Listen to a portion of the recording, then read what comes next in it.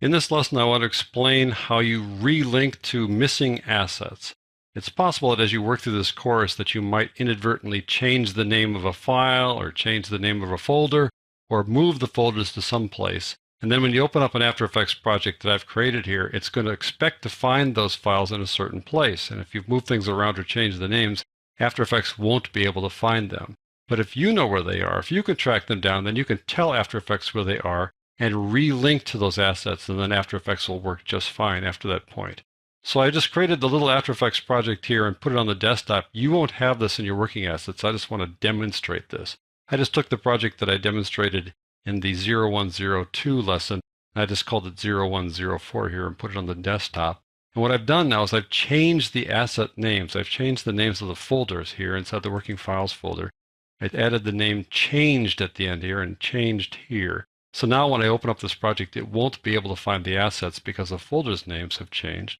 I also changed the name of one of the assets here, the colorful bowls. I added the word changed to that one as well. So it won't find that asset even after we tell the proper folders. So let me just show you how this all works, and you'll see how easy it is to link to missing assets. I'll start up this project by double-clicking on it. And what happens is you get this little message, After Effects warning, 81 files are missing since you last saved this project. Oh my goodness, 81. Sounds like you have an impossible task in front of you, but fear not, it's pretty easy to get these guys relinked. This is what happens when you fail to link to an asset. You get these placeholders, these color bar placeholders that are there instead of the missing asset. But let me show you how to track down those assets. I've got the assets here inside this assets folder. If you open that up, you see there's the little icon showing you that this guy is missing. There are a couple of ways to relink to those assets. The easy way to do it is simply to double-click on a missing asset like that. It opens up this Replace Footage dialog box, and here it's looking specifically for that file, bicycles.mp4. And I know I changed the name of that folder, so I'm going to back up here to that folder. It's called Digital Juice Stock Footage Changed. So I open up that folder, and there is that file, bicycles.mp4. If I double-click it or click on that and click Open, something cool is going to happen. It's not only going to relink to that one asset, it's going to link to every other asset inside this folder. So I'll double-click on it. There you go. And it says 7 previously missing items have been found. I click OK. You'll see that a lot of those guys that had those little color bars there no longer have the color bars. They now have icons showing you that this is a video clip. I'll scroll down. You see that blackjack, buildings, changing the guard. Scroll down some more here. These are all the video clips. Girls, bubble, microscope. Those guys were all found. All right, we still have a few more to go here. We've got the graphics. I need to track those down too. So I'll show you another way to find them. Right-click on a clip like that and say, Replace Footage, like that, and click on File. That'll open up the Replace Footage dialog box.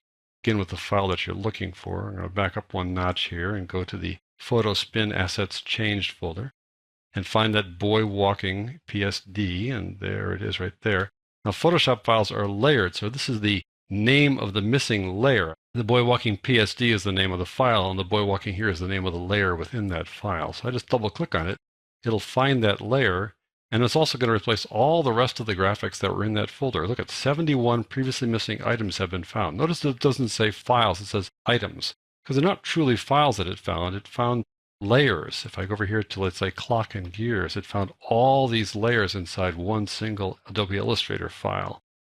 Go a little bit farther, you'll see that it did the same for the puppet layers and a bunch of other ones that have layers.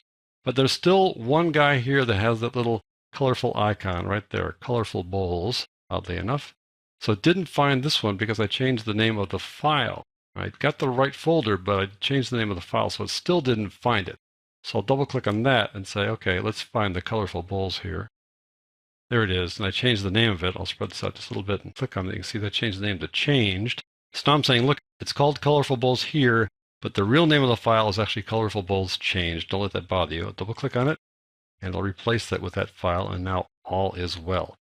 So that's how you relink to missing assets. And the really cool thing about this is that if you find one asset inside a folder, it'll also track down all the rest of the assets from that folder.